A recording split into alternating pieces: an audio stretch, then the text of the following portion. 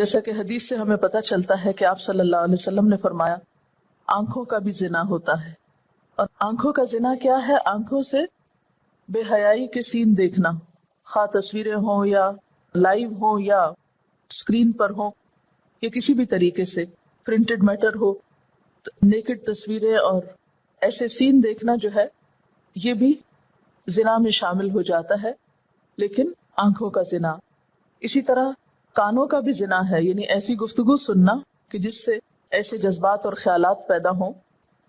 پھر اسی طرح زبان کا زنا بتایا گیا، فحاشی کی بات چیت کرنا. ہاتھ کا زنا، ہاتھ سے کسی ایسی چیز کو پکڑنا. پاؤں کا زنا، ایسے راستوں پہ چل کے جانا.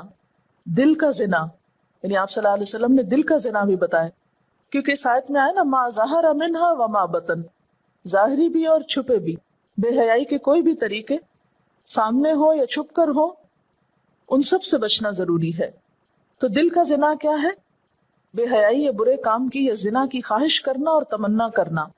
پھر فرمایا پھر شرمگاہ ان سب کی یا تو تصدیق کر دیتی ہے یا تکذیب کر دیتی ہے. حضرت عائشہ رضی اللہ تعالی عنہا فرماتی ہیں کہ آپ صلی اللہ علیہ وسلم نے فرمایا اللہ کو سب سے زیادہ غیرت اس بات پہ آتی ہے جب وہ اپنے کسی بندے یا بندی کو زنا کرتے دیکھتا ہے. وَلَا تَقْرَبُوا الْفَوَاحِشَ، اور فواحش کے، بے حیائی کی باتوں کے، بے حیائی کے کاموں کے قریب بھی نہ پھٹکو، اس راستے پہ بھی نہ جاؤ. کیوں؟ اس لیے کہ وہ بدترین راستہ ہے.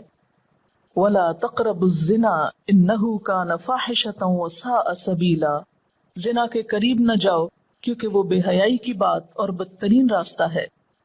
پھر اسی طرح آپ دیکھیے کہ یہاں پر ما ظہر منہا وما بطن کی جو بات ہے، تو یہاں بطنہ سے مراد کیا ہے؟